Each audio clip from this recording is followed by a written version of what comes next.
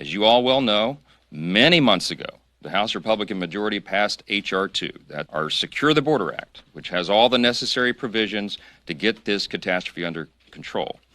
Why did we pass the legislation?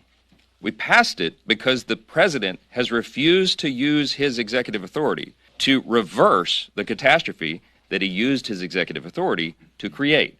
That's the fact. We're desperate to try to get this done. We've been trying for 9 months, longer, to reverse the damage that they've done. The president has refused to act. For Secretary Mayorkas, he has presided over and helped usher in the largest illegal immigration catastrophe in our nation's history. It's not even close. Again, this is a self-evident truth that everyone knows. He has willfully undermined America's laws. He's made false statements to Congress and the American people. He made false statements to me personally in the Judiciary Committee many months ago. And he has handicapped law enforcement.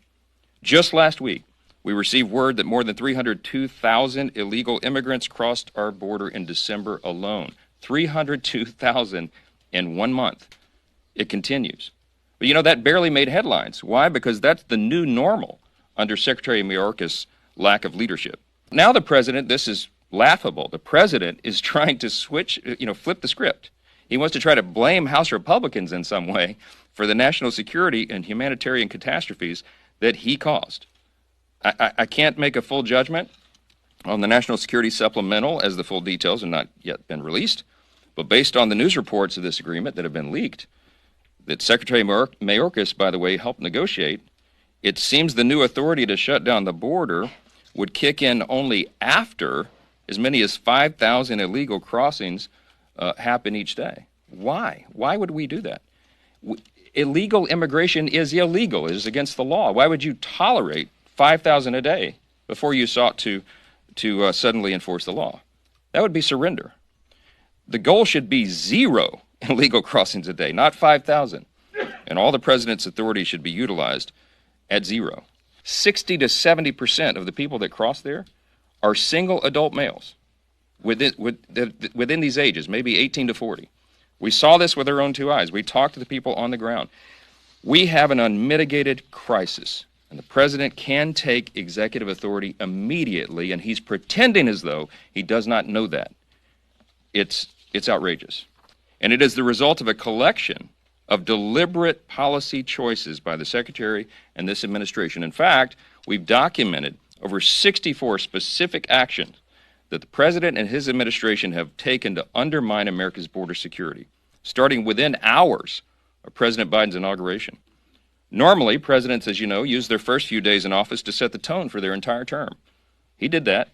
On his first day, President Biden effectively dissolved our borders, and Secretary Mayorkas rolled out a welcome mat to millions and millions of illegal immigrants. And that's what we've seen for the past 3 years. It was just 4 months into his term as the Secretary of the Department of Homeland Security that Mr. Mayorkas appeared before us in the Judiciary Committee. And I told him on that day in a clip that many people have seen that he needed to prepare his resume because it became immediately apparent to us that he was not doing his job. In fact, he was undermining the very system that he was supposed to administer. As former senior executives of the Federal Bureau of Investigation with deep experience combating dangers to the nation, we write to express our concern about a current specific threat that may be one of the most pernicious ever to menace the United States. This is a long letter, but I want to read you a couple of excerpts. The threat we call out today is new and unfamiliar. In its modern history, the U.S. has never suffered an invasion of the homeland, and yet one is unfolding now. Military-aged men from across the globe, many from countries or regions not friendly to the United States, are landing in waves on our soil by the thousands.